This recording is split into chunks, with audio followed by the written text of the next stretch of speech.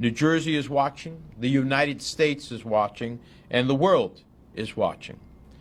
I fear that the blatant harassment of Mr. Sowore and activists and journalists whose only crime appears to be exercising his right to free expression is becoming symptomatic of increasingly closing political and civic space in Nigeria. The Nigerian court had twice ordered his release on bail, and the state security agencies openly defied the court order each time, leading me to conclude either that Nigeria no longer respects the rule of law, or President Buhari is woefully out of touch with what agents of his government are doing in his name. This is unacceptable in a country that calls itself a democracy. Please join us. I'm sorry we have time constraints, so we started, but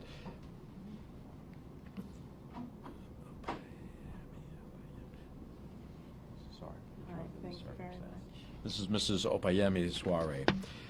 The court had twice ordered his release on bail, and the state security openly defied the court order each time, leading me to conclude that Nigeria is no longer respecting the rule of law, or President Buhari is woefully out of touch with what agents of his government are doing in his name. This is unacceptable in a country that calls itself a democracy.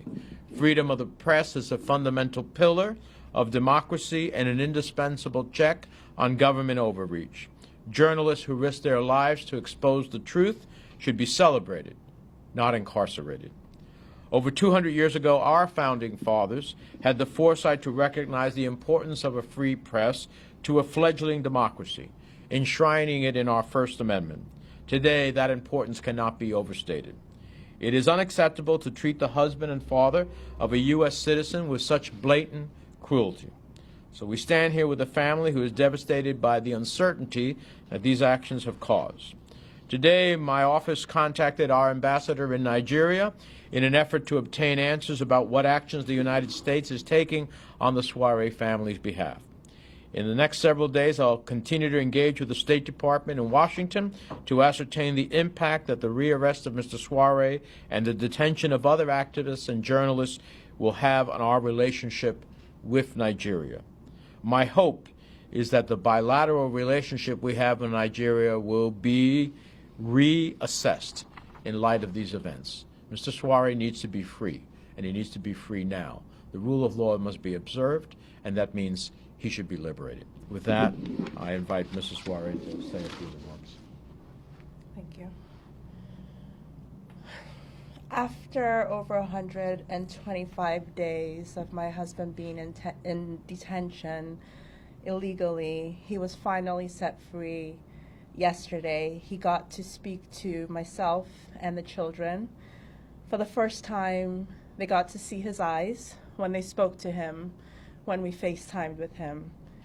I haven't told them yet that he was rearrested. I'm truly shaken to my core at what I witnessed this morning. I was woken up at 4 a.m. to see what I can only call truly outrageous and a gross disregard for the rule of law. My husband was strangled and forcefully removed from the courtroom. The judge had to run and hide for her own safety.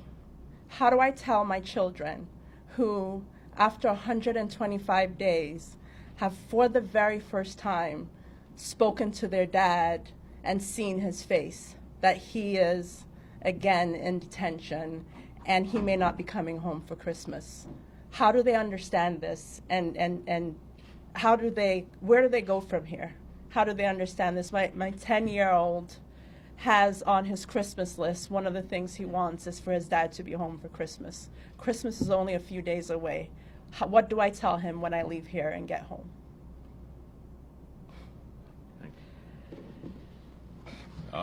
Mr. Sowore only seems to be having any difficulties because he's a journalist, actively pursuing the right as a journalist, speaking freely about what's happening in Nigeria. He is an activist and publisher of a U.S.-based Sahara Reporters newspaper, and we're going to continue to press until he's not only released, but he ultimately has the opportunity to leave Nigeria and be reunited with his family. We're happy to answer a couple of questions. Again, ma'am, sorry for everything that's going on. Again, you said that you saw the video of him being pained again and all. Again, what went through your mind when you saw this? I started physically shaking. The first thing that came out of my mouth is my children. How do I tell my children? I am truly afraid for his life, and at this point, I believe the only way to bring him home is with the help of the United States. And I can't say how grateful I am to not be at this alone. Sitting in my room this morning at 4 a.m., I truly felt helpless. But knowing that Senator Menendez is here supporting me and that he's helping to engage the U.S. government gives me hope that my husband will be home soon. Anyone else? Hi, how are you doing? Good. I just question maybe first for you, Ms. Sowore. Can you just walk me through a little bit of how did you find out about what had happened in the courtroom and was from different sources? Just talk a little bit about that, what you first heard about, and then go from there. Sure. At 4 in the morning, a really dear friend of mine called. She didn't want me to wake up to the news. And like I said, when she told me about what happened, I started physically shaking and thinking about my children. I was briefed by my husband's cousin, who was present in the courtroom, as well as some of his friends, as to what was happening.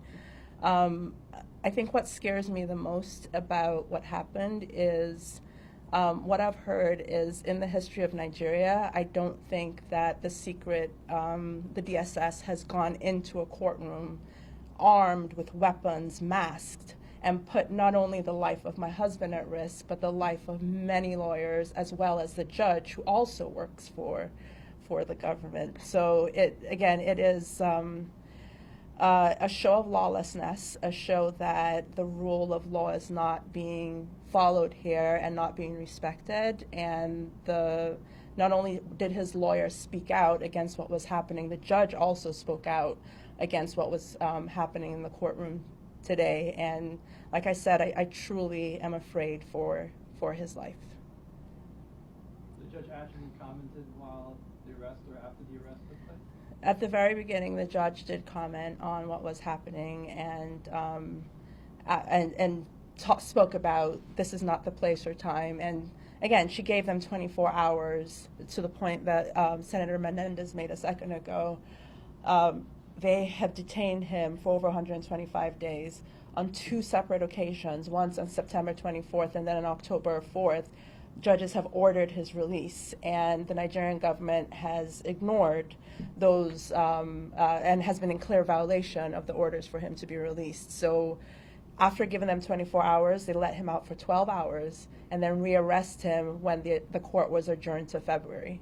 That's scary. That's really scary that they would do that with guns and masks and choke him and physically hurt him right there with cameras going and people watching in front of a judge. It just, again, shakes me to my core. Anyone else? Sowore, both of you, could you talk about, did you find out what charges they slapped on him? New ones? Or they still haven't said anything? Well, my understanding is not a question of new charges, a question that the state security came in and intervened in a judicial process which had liberated him and physically, through a chokehold, dragged him off. This is in violation not only of the rule of law and of the dictates of the court, it's in violation of the basic elements of human rights that we seek to observe globally, that are part of the Universal Declaration of Human Rights that Nigeria, I believe, is a signatory to. And so the government has to intercede here and get control of its security forces. It has to ultimately make sure that the dictates of the courts are observed. And if not, then there is lawlessness. So this is on, from my perspective, it's on the government of Nigeria and its president to make sure that, in fact, the law is observed. He was released by court orders. He should be released. He should be out of harm's way, and we are watching. We will continue to press, and the consequences of anything happening to Mr. Sowore will be far beyond any harm that comes to him. There will be consequences in our relationship with Nigeria. Thank you all very much. Appreciate it.